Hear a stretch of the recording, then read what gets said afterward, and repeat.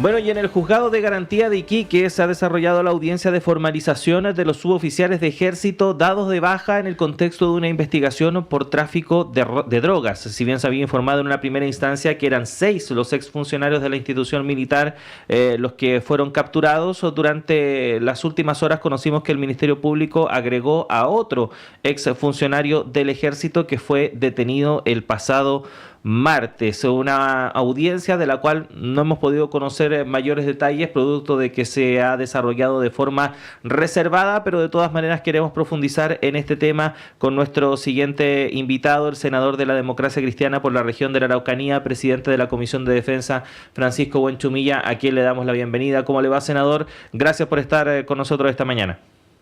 Buenos días, gusto de saludarlo. Una sola precisión, yo fui presidente de la Comisión de Defensa. Hoy día soy miembro. Me quedé en el pasado, senador, le pido disculpas. No, pero sigue siendo de la comisión, que es lo importante, que es lo que... Sí, soy miembro, efectivamente, soy miembro de la comisión. Que es lo que nos atañe. Ya. Bueno, senador, es grave lo que se conoció durante los últimos días. De hecho, el ministro de Seguridad Pública, Luis Cordero, le ha puesto esa calificación como uno de los hechos más graves que ha afectado a la institución durante el último tiempo, sobre todo porque estamos recién conociendo los reales alcances que tiene esta situación o la eventual penetración del crimen organizado en una institución tan importante para el Estado de nuestro país como son las Fuerzas Armadas, en este caso en particular el Ejército. ¿Cómo ha visto usted esta situación? Mire, yo me formulo la siguiente pregunta. ¿Hasta dónde puede llegar el crimen organizado y el narcotráfico? ¿Hasta dónde puede penetrar en el Estado? Entonces, uno parte de la base que probablemente hay ciertas instituciones que deberían ser muy inmunes, absolutamente, a esta penetración. Pero esto nos demuestra que no hay institución en el Estado, aunque tenga una gran organización y control interno, que pueda escaparse a los tentáculos de lo que significa este fenómeno criminal en el siglo XXI, hoy día en el año 25. Con este fenómeno mundial. Si ha llegado entonces hasta las puertas de las Fuerzas Armadas, en este caso el Ejército, entonces claro, es muy grave para el funcionamiento del Estado y por lo tanto eso implica redoblar los mecanismos de control interno, la formación ética y profesional de la gente que trabaja en este rol tan importante en el Estado, y eso entonces debe ser una voz de alarma para todo el sistema.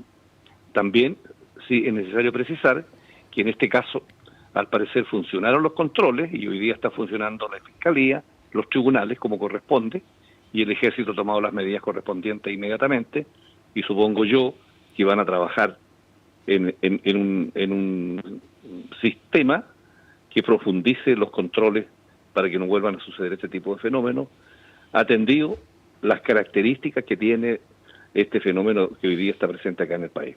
Senador, justamente eso, muy buenos días. Quiero seguir en esa línea porque usted decía hasta dónde puede llegar y no sabemos realmente, porque claro, conocemos esto, viene además de una denuncia desde dentro del Ejército que se puede entender como una buena señal, pero ¿cómo se responde a este tema? Porque tiene que haber, claro, una respuesta ejemplar de alguna manera, con cárcel, etcétera, pero ¿cómo respondemos para poder también identificar si esto ya está instalado más profundo dentro del Ejército? Porque también dentro de la respuesta que dio el ministro Cordero en conversación con T13, que además, para que sepan nuestros auditores y auditoras también, él lo calificaba como el hecho más grave que hemos tenido registro en el último tiempo y que puede comprometer la seguridad pública en Chile, porque hablaba de una organización muy estructurada, en contacto además con un país que es productor de droga y con miembros que desarrollaban labores en zona fronteriza, ¿no? Y profesionales dentro del Ejército, que no es menor. Entonces, ¿cómo se responde?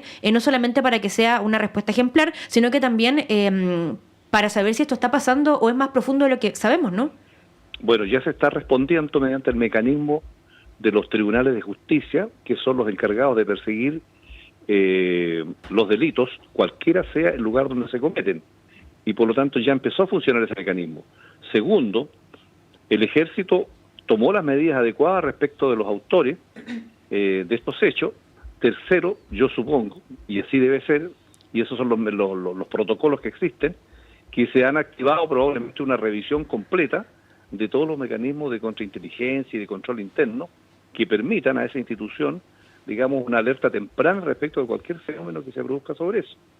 Ahora, yo estoy hablando desde el punto de vista de una generalidad, porque nosotros probablemente en la Comisión de Defensa es probable que acordemos, digamos, que conversar con los altos mandos y con la ministra de Defensa para tener un poquito más de conocimiento más en detalle de por qué podría haberse producido este fenómeno, qué es lo que pasa con la gente que está, digamos, establecida por mandato institucional en esa zona norte, donde se produce comúnmente el tránsito de todo este tipo de drogas.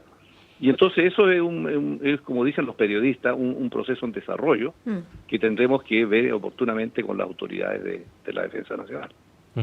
Sí, efectivamente, bueno, como usted bien decía, senador, esto no es algo novedoso, que en países donde lamentablemente el crimen organizado lleva más tiempo asentado y se ha podido desarrollar más, es muy común ver, repito, lamentablemente, de que representantes del Estado en distintos ámbitos, incluidas las fuerzas de seguridad y de orden, terminen siendo parte también de estas estructuras criminales y en ese tiempo no es sorpresa, ¿no? Que también se den casos como esto en nuestro país, y el vaso medio lleno es el que pone usted, en el sentido de que las instituciones de control o los encargados de controlar esto al parecer está funcionando y efectivamente se pudo dar con esta situación.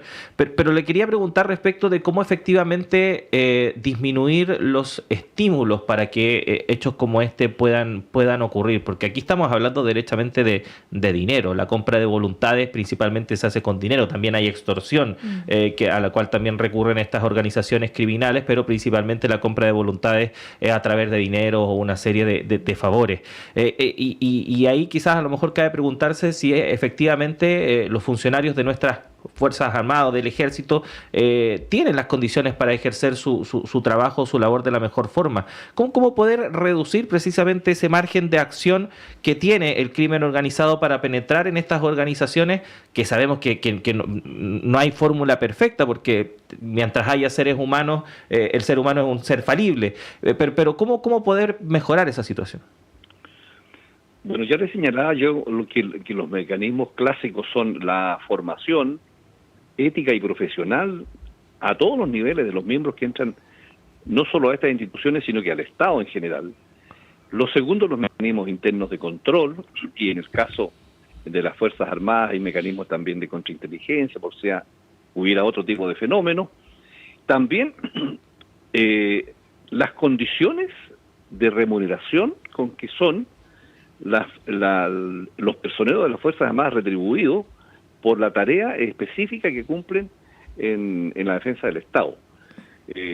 Y hay que decirte que el fenómeno de la guerra, que ha estado siempre presente entre los seres humanos, ve usted lo que está sucediendo hoy día en el mundo. Entonces siempre las cuestiones de previsión respecto de este tipo de fenómenos que felizmente en Chile no ha llegado, pero que puede llegar, que uno nunca sabe, siempre hay que estar preparado, implica en consecuencia también estar atento a eso, y uno de los temas es cuál es el sistema de remuneraciones que tienen.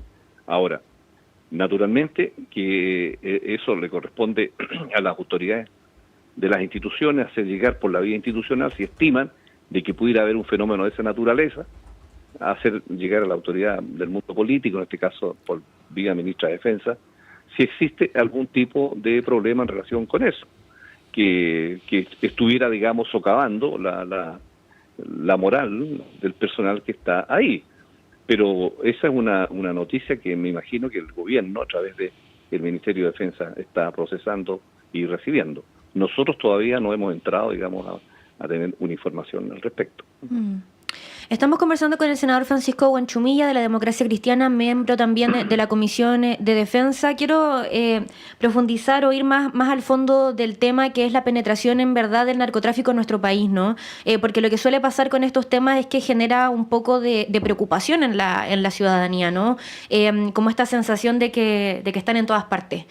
Porque también hace poco estaba leyendo la noticia también de este fiscal que fue removido por presuntos favores a líderes del narcotráfico. Me imagino que también leyó esa noticia, senador. Entonces, ¿cómo sopesar la noticia? ¿Cómo le tomamos el pulso?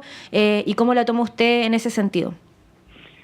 Mire, lo que tiene que tener claro los medios de comunicación y el país y la ciudadanía en general es que este fenómeno de nuevos crímenes que son transfronterizos, que no es un fenómeno exclusivamente del Estado-nación territorial, en este caso Chile, sino que es un fenómeno mundial.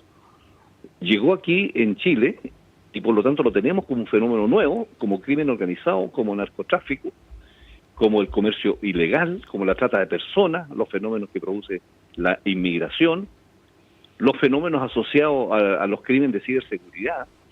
Bueno, sobre esa materia se ha legislado bastante en el último tiempo. Y nosotros hoy día, en el Senado, en la Comisión de Defensa, estamos terminando el proyecto de ley sobre protección de infraestructura crítica y de las zonas fronterizas, como asimismo en la Comisión Mixta está el proyecto sobre reglas del uso de la fuerza, y vamos a empezar a tratar en Comisión Mixta finalmente el proyecto sobre ley de servicios de inteligencia.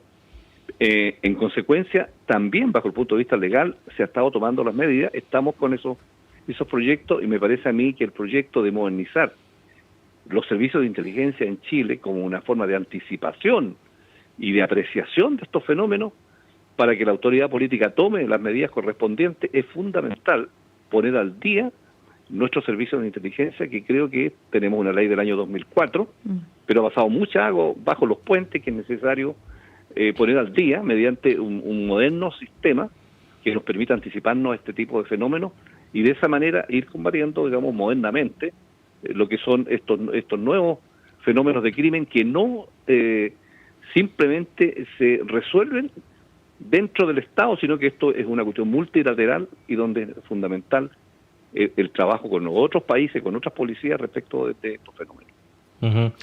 Senador, lo quería llevar a una pregunta respecto de cómo hemos ido llevando ciertos debates en el último tiempo en nuestro país y cómo estos debates se deben sopesar o ponderar a partir de este tipo de informaciones, porque efectivamente a propósito del debate en torno a seguridad, ¿no? y las medidas que hay que tomar para que efectivamente aumente la sensación de seguridad en la población, en la ciudadanía, desde la derecha particularmente se ha impulsado mucho la idea de que las Fuerzas Armadas tomen un rol más protagónico en este sentido, ya sea a partir de medidas de excepción o avanzar en normativas que permitan de que efectivamente las Fuerzas Armadas se sumen al control del orden público, ya sea con un mayor o menor nivel de protagonismo, pero que se incorporen finalmente. Y cuando se hacen esos planteamientos, cuando se hacen esas propuestas, se presenta a las instituciones como si fuesen entes inmaculados, ¿no? Que ya por su sola condición de ser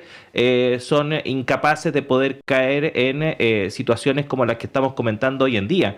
Pero la realidad nos dice que eso no es así. Las instituciones, por más prestigiosas que sean, están compuestas por seres humanos que son volubles a hechos de corrupción como el que estamos viendo hoy en día. Y en ese sentido le quería preguntar respecto de cómo sopesar precisamente esos debates o estas propuestas a la luz de los hechos que vamos conociendo finalmente en el día a día.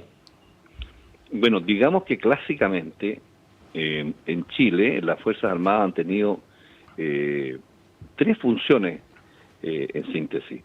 Uno es la defensa del territorio, por lo tanto tiene competencia en materia de defensa. Se emplearon también desde hace varias décadas en el control de las votaciones populares que se han realizado en el país y también en los estados de excepción constitucional se emplean las Fuerzas Armadas. Esas son las tres funciones a las cuales se han agregado en el último tiempo el control de la infraestructura crítica, que todavía esa normativa está en implementación, el control de las fronteras, que también es una normativa que está terminándose de dictar, y por lo tanto, en esas materias ya se introduce la posibilidad que las Fuerzas Armadas trabajen en cuestión de orden público, aunque las Fuerzas Armadas no tienen como función el orden público. Pero ya con esta introducción de una reforma constitucional y de las leyes que han dictado, se le han otorgado nuevas funciones a las Fuerzas Armadas en esa línea, atendiendo, digamos, los distintos fenómenos que hemos descrito en esta conversación. Avanzar un paso más hacia allá, digamos, no está en el debate que nosotros tengamos en el Parlamento, sin perjuicio que algunos por fuera quieran pedir que las Fuerzas Armadas se hagan cargo de todo, pero ya con una visión ideológica respecto de eso, cuestión que a mi juicio no procede a estas alturas del debate, toda vez que le estamos dando más atribuciones en los puntos críticos que hoy día tiene, pero lo central de las Fuerzas Armadas es la defensa del territorio y las otras dos funciones más menores, pero importantes, como son las votaciones y lo que yo me he referido recientemente. Senador, usted nos adelantaba que van a abordar este tema en la comisión. ¿Cómo se podría abordar desde el Senado? El tema, me refiero, de los suboficiales que ya están en prisión preventiva, ¿no? Nosotros no nos corresponde inmiscuirnos en un proceso pendiente, y por lo tanto se le corresponde a los tribunales, pero sí nosotros, como Comisión de Defensa, podemos tener mayor información para ver si hay aspectos, digamos, dentro del diálogo que se produce entre una institución del Estado o del Poder Legislativo como es el Senado y la Comisión de Defensa y el sector, digamos, que dirige la Ministra de Defensa, para ver, digamos, si es posible entre todos poder tener una visión respecto del tema. Pero no nos corresponde, digamos, inmiscuirnos en los procesos pendientes, sin perjuicio de tener una mirada política respecto a cómo debe seguir, digamos, el funcionamiento de las instituciones. Uh-huh. Senador, nos quedan unos minutos, pero quería aprovechar su presencia también para preguntarle respecto a otro tema a propósito de la elección primaria que vamos a tener este día domingo, en la cual la Democracia Cristiana no participa, pero de todas formas se ha hablado, ¿no?, respecto de la Democracia Cristiana durante los últimos días de esta campaña a propósito de la posibilidad de que surja una alternativa de centro-izquierda en caso de que, por ejemplo, no resulte ganadora la candidata del socialismo democrático, Carolina Toá. Se ha hablado por parte incluso de algunos dirigentes de que eso se estaría estudiando una suerte de plan B para presentar un candidato o candidata en la papeleta del mes de noviembre. ¿Cómo ve esa posibilidad y el futuro de la centroizquierda en general dependiendo de lo que pase este domingo? Mire, de manera institucional en la Democracia Cristiana no se ha tratado nunca el tema de cuál es el plan B en el caso que nos resulte ganadora Carolina Toá.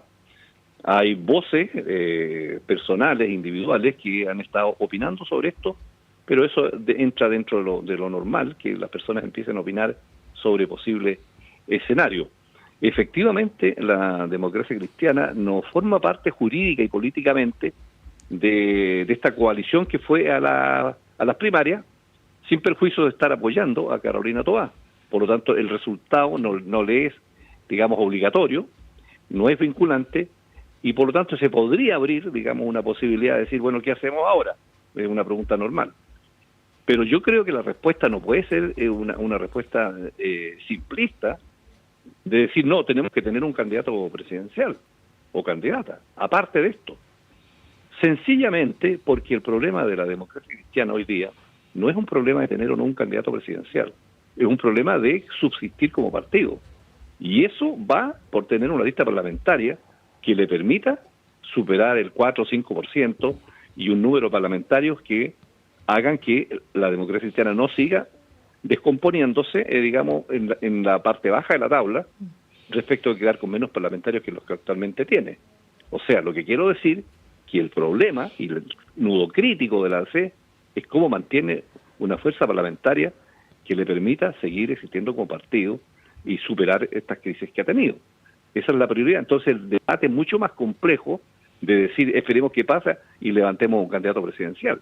Esa es una mirada, a mi juicio, simplista, porque el problema es mucho más complejo, donde está en juego qué va a pasar con la Democracia Cristiana como partido político y con la fuerza parlamentaria que pueda tener. Y eso requiere, naturalmente, una conversación, un diálogo y posibles coaliciones, porque si no, corres el riesgo de quedar solo y tener un candidato presidencial, pero tener una lista parlamentaria que a lo mejor no es competitiva. Entonces, el debate es mucho más complejo que eso. Y apostar también por las dos listas parlamentarias, ¿no? Una en la que ustedes vayan con Socialismo Democrático y otra en la que vaya a Apruebo Dignidad, ¿no? O en lo que se denomina Apruebo Dignidad. Es que ahí se abriría, digamos, una serie de posibilidades, pero que también influye, digamos, los cálculos y los estudios que se pueden hacer acerca de cuál es una lista más competitiva, una lista más rendidora, los cupos que puedan haber.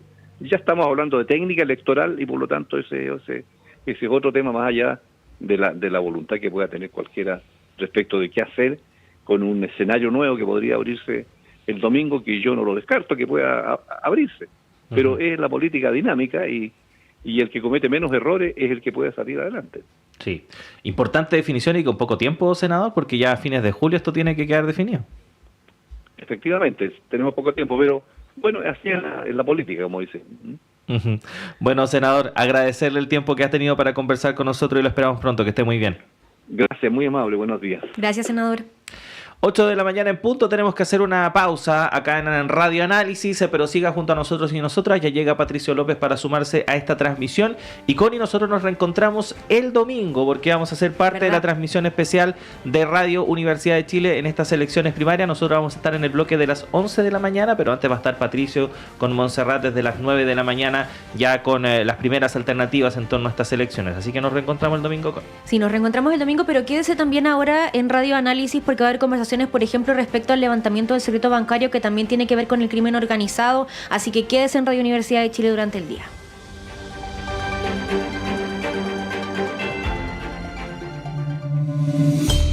En estos tiempos, elija un servicio serio, confiable y de primera